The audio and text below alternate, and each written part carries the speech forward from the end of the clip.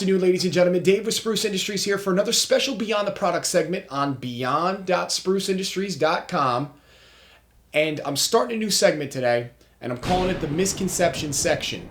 And it's because I want to be able to break down, you guessed it, misconceptions that are in the facilities maintenance industry. Because there are just so many things going on right now and terms getting thrown around. And I just want to be able to provide a little clarity to that.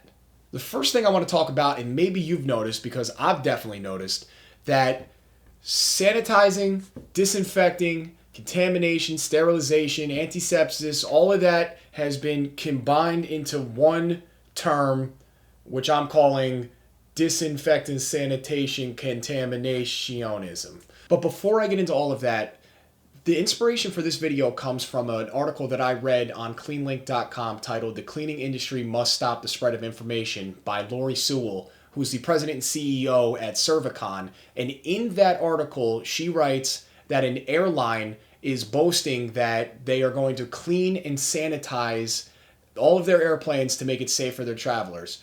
And the one thing that pops up, which Laurie brings up, is the fact that the person from the airline who wrote that article obviously doesn't know the difference between sanitizing and disinfection. So let's get into that right now. So what you're doing when you're sanitizing is effectively reducing the number of microorganisms on a surface down to what's deemed as a safe level. So you're killing germs, but you're not killing all germs.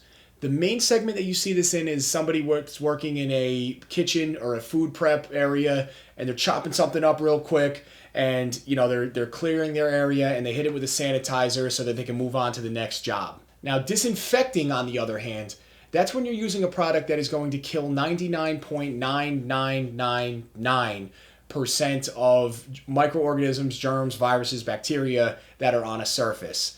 And it's important, again, I cannot say this enough, to read the label to determine what the dwell time of that product is, meaning that how long it has to stay on the surface wet in order for it to be considered effective, and the kill claims on there, if it's staph, MRSA, C. diff, whatever, what have you. So based on what I've just told you, we in this industry have to be able to call out people that say that they're sanitizing something when they're supposed to be disinfecting, or vice versa, and we need to break apart sanitizing and disinfection so that everybody's on the same page. Thank you so much for watching. If you have any questions, feel free to reach out to anybody at Spruce. We are very happy to help. And one more thing, let's make clean the priority, because clean is the priority.